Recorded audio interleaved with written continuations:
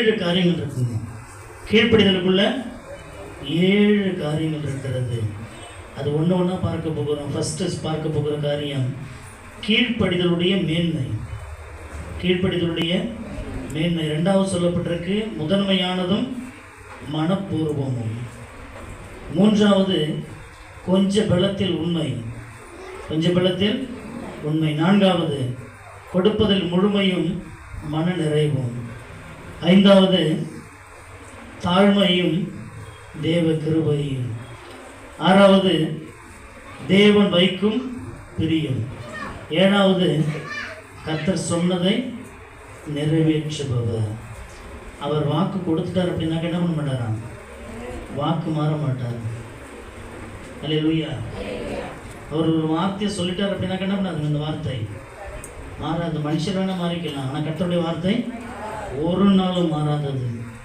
அதனால தான் இங்கே முன்பாக உங்களுக்கு என்ன எழுதி வச்சிருக்கிறோம்? இயேசு கிறிஸ்து நேற்றும் இன்றும் என்றும் அவர் மாறாதவர். யார் வேணாலும் மாறலாம், அவர் என்ன பண்ணிட்டாருங்க? அவர் மாறவே மாட்டார். அந்த வார்த்தையை நீங்கள் பிடித்து கொள்ளும் பொழுது தான் தெரியும். அந்த வார்த்தையை நீங்கள் ஆராய்ந்து பார்க்கும் பொழுது தான் தெரியும். முதல் கீழ்ப்படிதலுடைய மேன்மை என்ன? ஒரு மனுஷன் வாழ்க்கையில் கர்த்தர் சொன்ன வார்த்தைக்கு அவங்க கீழ்ப்படிந்தாங்க அப்படின்னாக்க அவங்க வாழ்க்கையில் உண்டாகிற மேன்மை. அதே 1 ராஜாக்கள் 17:15 வசனம் சொல்லப்பட்டிருக்கிறது. 17:15.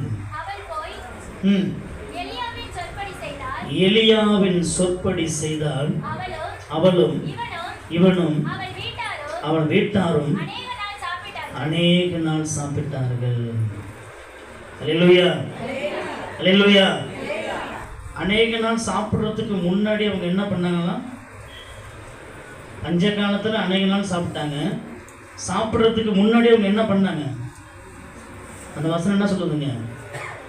அவள் போய் எலியாவினுடைய சொல்படி அப்படியே செய்தாள். அதுக்கு பிறகு என்னதுங்க?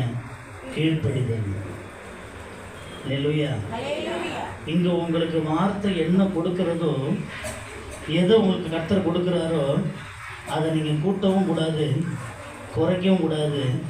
அதுக்கு அப்படியே கீழ்ப்படிகிறதுக்கு பிறகு அதுங்க கீழ்ப்படிதல்.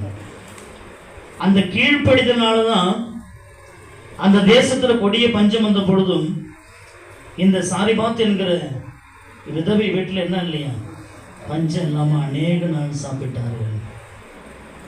அல்லேலூயா, அல்லேலூயா.